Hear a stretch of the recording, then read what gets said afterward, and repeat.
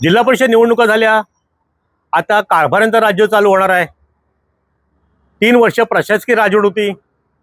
आता पंचायत समिती सभापतीच्या पहिल्या निवडणुका होतील, नंतर जिल्हा परिषद अध्यक्ष, विषय समितीचे सभापती हे आपला कार्यभार आता सुरू करतील। पण दरम्यानच्या काळामध्ये गेल्या 3 वर्षामध्ये 2017 ते 2022 ला निवडणुका झाल्यानंतर 22 नंतर आता परवा महिनाभरापूर्वी निवडणुका झाल्या, म्हणजे 3 वर्ष प्रशासकीय राजवट होती।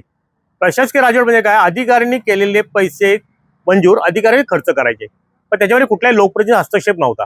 आता 3 वर्षामध्ये साधारणपणे किती खर्च झाला असेल तर रत्नागिरी जिल्हा परिषदमध्ये अर्थसंकल्पाचा विचार केला तर गेल्या 3 वर्षात 60 ते 70 कोटी रुपये जवळपास खर्च झाले आणि काही त्यातले व्हायचेत। पण साधारणपणे विचार केला तर गेल्या 23-24 ला होतं बजेट होतं 32 कोटी 68 लाखाचं, 24-25 ला होतं 37 कोटी 78 लाख आणि 25-26 ला आता 34 कोटीचा अर्थसंकल्पीय त्यांनी मंजूर केलाय। 31 मार्च पर्यंत त्यातले सगळे ते पैसे खर्च करायचे। पण साधारणपणे गेल्या 3 वर्षाचा विचार केला तर 60 ते 70 कोटीमध्ये जवळ सगळ्याच विभागांना त्यांनी निधी दिलेला आहे। समाज कल्याण असेल, महिला बाल कल्याण असेल, आरोग्य असेल, शिक्षण असेल, महिला बाल कल्याण असेल, समाज कल्याण असेल।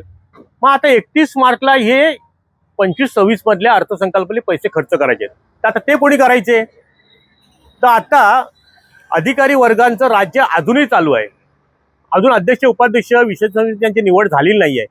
मग आता जवळपास उरले जवळजवळ 45 दिवस, त्यातलाच नेमके मिळतील महिनाभर। या फेब्रुवारी अखेरपर्यंत जर सगळे अध्यक्ष उपाध्यक्षांची निवड झाली तर महिनाभरामध्ये ते त्यातले काही प्रमाणातल्या सूचना करून पैसे खर्च करू शकतात, पण तसं दिसत नाहीये। म्हणजे एकंदरीत 3 वर्षात अर्थसंकल्पातले जवळजवळ 60 ते 70 कोटी रुपये प्रशासकीय राजवटीत अधिकाऱ्यांनी मंजूर केले आणि अधिकाऱ्यांनी खर्च केले। आता तुम्ही म्हणा त्यामध्ये काय झालं, तर साधारणपणे 25-26च्या अर्थसंकल्पामध्ये कृषीला 99,99,00,000 होते, बांधकामला 5 कोटी 10 लाखाची तरतूद होती, आरोग्याला 1 कोटी 27 लाख होते, समाज कल्याणला 6 कोटी 28 लाख होते, महिला बाल कल्याणला 1 कोटी 1 लाख होता, शिक्षणला 1 कोटी 16 लाख रुपये होते।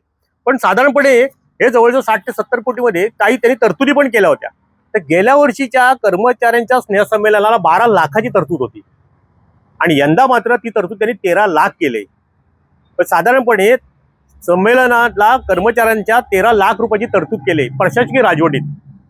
आणि साधारणपणे आता रस्ते दुरुस्तीसाठी त्यांनी तरतूद केलेली होती 1 कोटी 38 लाख, पण दुरुस्ती वगैरे, पण त्यातले 98 लाख रुपये ना रस्ते दुरुस्तीवरच खर्च झाले। म्हणजे अशा अनेक गोष्टी अशा आहेत की साधारणपणे त्याच्यामध्ये खर्चाच्या बाबी येणाऱ्या नव्या अध्यक्ष उपाध्यक्षांना ते पाहाव्या लागतील, कारण तिथं काही कोणाचा हस्तक्षेप नव्हता, ना लोकप्रतिनिधी नव्हता, ना सदस्यांचा होता, ना अध्यक्ष उपाध्यक्षांचा। एकंदरीतच काय की गेल्या 3 वर्षातली प्रशासकीय राजवटीमध्ये अर्थसंकल्पातले 60 ते 70 कोटी रुपये मात्र अधिकाऱ्यांनी खर्च केले। आता ते योग्य प्रकारे केले का ना केले ह्याची पण पडताळणी व्हायला हवी, कारण मंजूर त्यांनीच करायचे आणि परत त्यांनी खर्चही त्यांनीच करायचे। त्याच्यामुळे एकंदरीतच रत्नागिरी राज्याची आर्थिक स्थिती अतिशय नाजूक असताना बजेटला मात्र तरतुदी झाल्या जिल्हा परिषदेच्या आणि अधिकाऱ्यांनी ते खर्चही केले।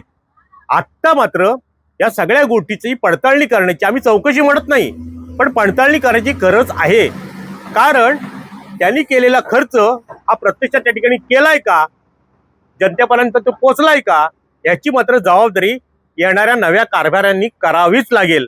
आणि तसं झालं तर अधिकाऱ्यांनी केलेले खर्च हा योग्य आहे की अयोग्य आहे, की काही कारणास्तव अवास्तव आहे, हे सुद्धा आता येत्या काळात समजणार आहे। एकंदरीतच काय की प्रशासकीय काळात अर्थसंकल्पातले जिल्हा परिषदच्या माध्यमातून खर्च झाले जवळजवळ 60 ते 70 कोटी। टाइम डिले करता किशोर बोरसं, शुभम पवार, रत्नागिरी। टाइम्स डिजिटलला लाईक करा, शेअर करा, सबस्क्राईब करा आणि बेल आयकॉन दाबायला विसरू नका। Times digital.